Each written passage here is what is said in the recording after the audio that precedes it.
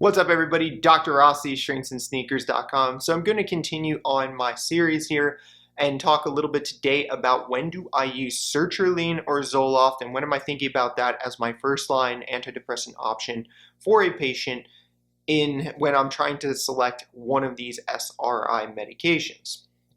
So with that said, let's talk about some of the important points that I think you should know about sertraline and when I think this might be the best option for certain patient populations and why.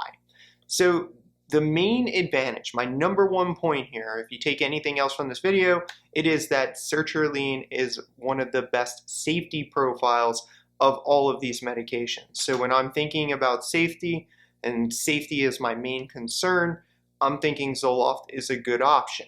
Now you might be saying to me, Dr. Rossi, why are we talking about safety here? Aren't these medications relatively safe? Yeah, and I'm going to explain what I mean by that. So when I'm talking about safety, I'm talking about two particular situations, okay? Two situations where this really shines. Number one is patients with cardiovascular disease. If you have a patient with cardiovascular disease, all of our randomized controlled studies, all of our information indicates that this medication has the best side effect and safety profile for people with cardiovascular disease. Now, post-MI, people who have myocardial infarction, there is sometimes a risk for depression after those events, and if you're trying to select a medication for a patient in that situation, you might want to consider sertraline. The second place where this medication really shines is for women who are breastfeeding. So for any new mothers, let's say you have a case of somebody, and this is a common medical consult, somebody has recently given birth, they're on the maternity ward, and they score really high on their depression screening scale, and it turns out that depression is clinically meaningful and will require treatment. But the mother is planning to breastfeed. Now you have to think about sertraline as your option, and the reason behind that is that there's very low concentrations of the drug in breast milk. So this is one of our best options for a mother who has, say, postpartum depression and is planning to breastfeed her child. So that's the second place that I really think when I'm talking safety, those are the points that I want to make. Another key thing here is that actually I said in the previous video that escitalopram was a really good option because it didn't have many drug-drug interactions, and that's because it doesn't induce or inhibit cytochrome P450 enzymes.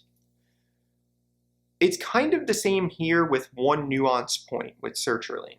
So basically, there's a very low chance of sertraline causing drug interactions in the CYP450 system as long as the doses are lower than 150 milligrams per day.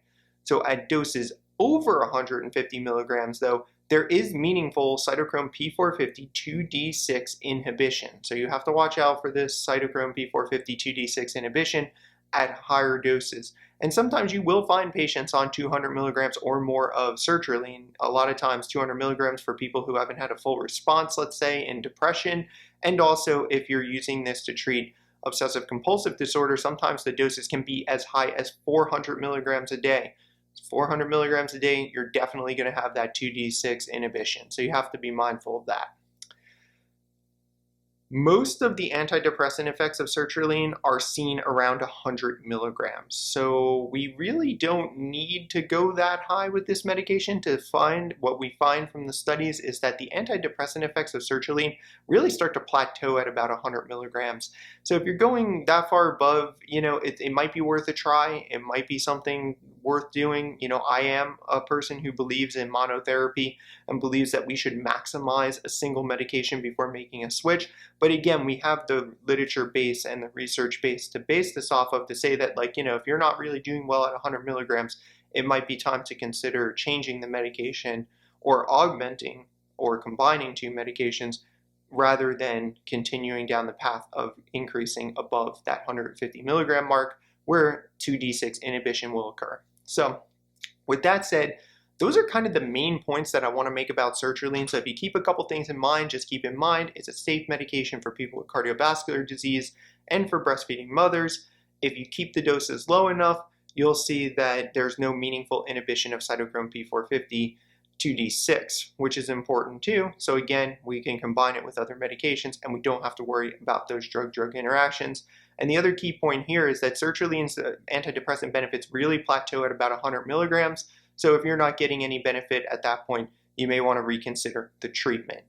So I'll leave it there. I appreciate you guys watching. If there's any questions I can answer, drop them below. And please like and subscribe to the channel. It helps me to keep making these videos.